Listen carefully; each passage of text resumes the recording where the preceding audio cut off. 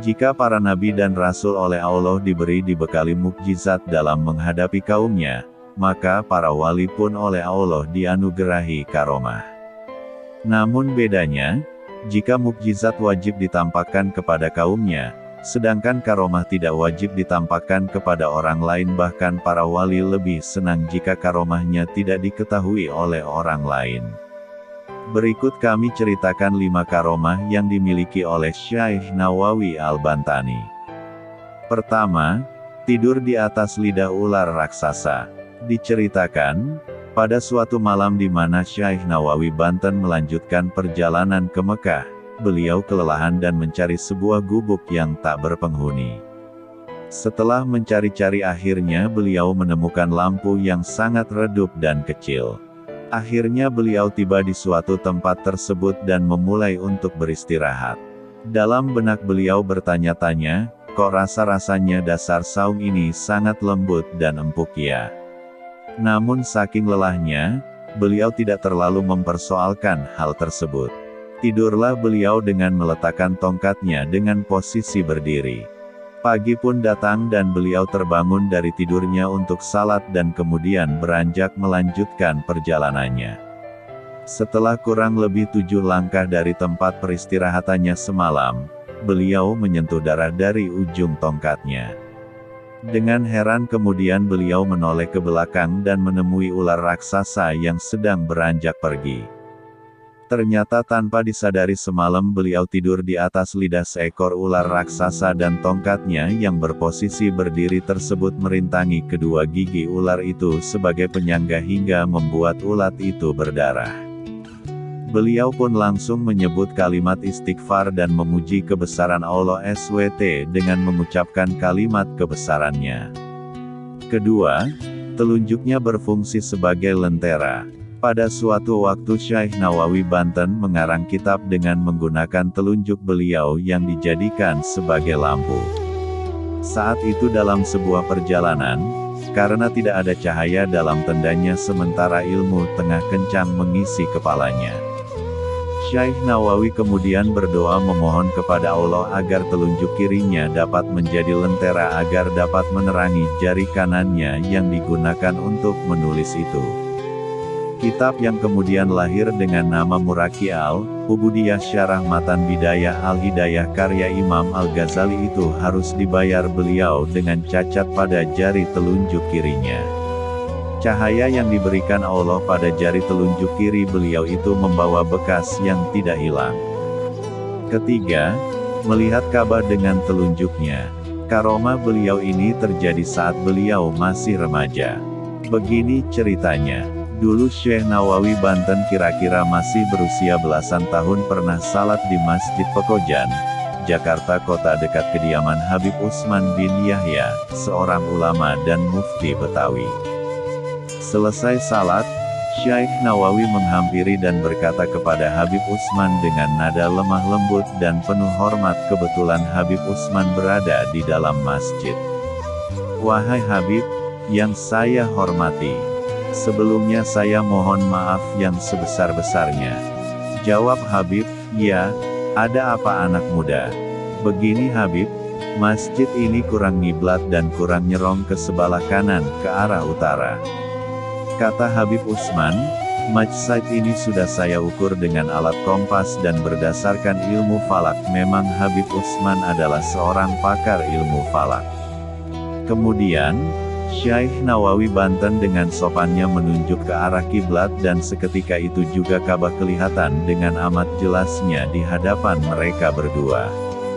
Menyaksikan itu, Habib Utsman bin Yahya terperanjat dan kemudian langsung menubruk dan ingin mencium tangan Syekh Nawawi Al-Bantani. Namun Syekh Nawawi menarik dan menolak tangannya untuk dicium tangani oleh Habib Utsman bin Yahya, dan beliau berkata, "Wahai Habib yang mulia, saya tidak pantas untuk dicium tangani oleh Habib. Karena Habib adalah orang mulia dan keturunan Rasulullah, sedangkan saya adalah orang kampung biasa." Mendengar kata-kata Syekh Nawawi Al-Bantani itu, kemudian Habib Utsman bin Yahya langsung merangkul badannya Syekh Nawawi dan mereka saling berpelukan sambil menangis dengan bercucuran air mata. Keempat, mengeluarkan buah rambutan dari tangannya. Di Mekah, Syekh Nawawi Banten mendirikan tempat sekolah dengan murid yang lumayan banyak. Suatu hari, beliau menjelaskan di hadapan segenap santrinya, sunnah Islam kalau berbuka puasa itu hendaknya memakan yang manis-manis terlebih dahulu. Kalau di sini terdapat buah kurma, di tempatku ada yang tidak kalah manisnya dengan kurma. Santri-santri, betul, Syekh. Kalau di tempat kami kurma, lalu bagaimana dengan di tempat Syekh yang tidak tumbuh buah kurma? Syekh Nawawi berkata, sebentar. Beliau langsung menyembunyikan tangannya ke belakang tubuhnya.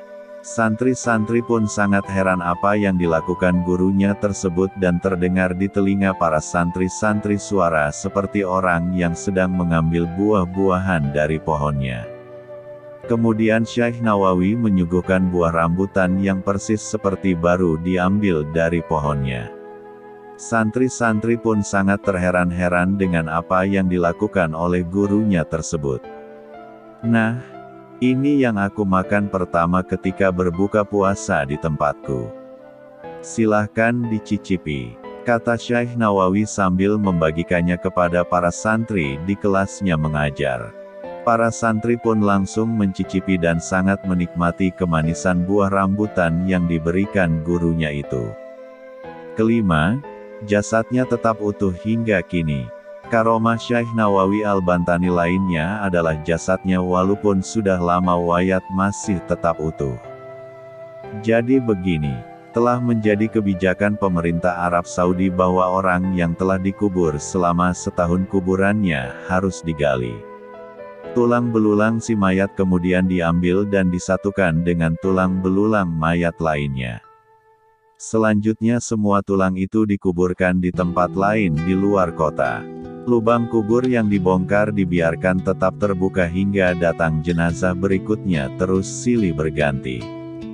Kebijakan ini dijalankan tanpa pandang bulu. Siapapun dia, pejabat atau orang biasa, saudagar kaya atau orang miskin, sama terkena kebijakan tersebut. Inilah yang juga menimpa makam Syekh Nawawi.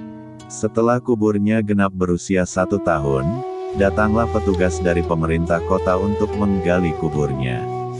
Tetapi yang terjadi adalah hal yang tak lazim. Para petugas kuburan itu tak menemukan tulang belulang seperti biasanya. Yang mereka temukan adalah satu jasad yang masih utuh. Tidak kurang satu apapun, tidak lecet atau tanda-tanda pembusukan seperti lazimnya jenazah yang telah lama dikubur. Bahkan kain putih kafan penutup jasad beliau tidak sobek, masih harum dan tidak lapuk sedikitpun. Sontak saja, kejadian ini mengejutkan para petugas. Mereka lari berhamburan mendatangi atasannya dan menceritakan apa yang telah terjadi. Setelah diteliti, sang atasan kemudian menyadari bahwa makam yang digali itu bukan makam orang sembarangan. Langkah strategis lalu diambil. Pemerintah melarang membongkar makam tersebut. Jasad beliau lalu dikuburkan kembali seperti sedia kala.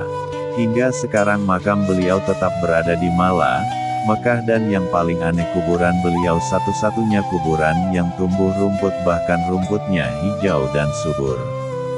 Masya Allah. Keenam, mendatangkan hujan di langit Makkah.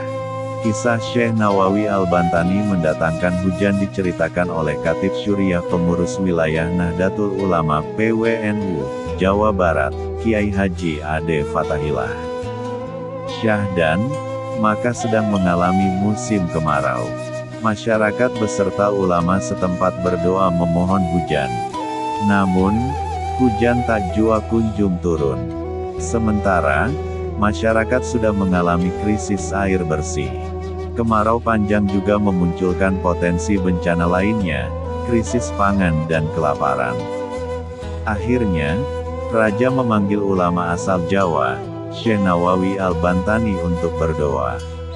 Semula, banyak yang heran dan bahkan sangsi atas kealiman Syekh Nawawi. Pasalnya, Syekh Nawawi bukan orang Arab.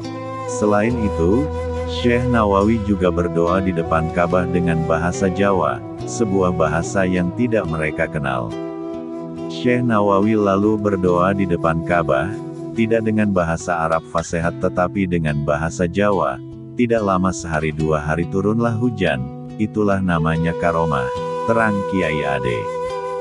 Demikianlah 6 karomah Syekh Nawawi Al-Bantani, guru dari kaum muslimin Indonesia bahkan dunia. Sebenarnya karomah beliau masih banyak, tidak terbatas pada yang disebutkan dalam tulisan ini. Tapi ringkasan kisah karomah beliau ini semoga dalam hati kita bahwa para wali Allah akan dijaga dan dimuliakan selalu olehnya walaupun sudah wafat. Wallahu a'lam.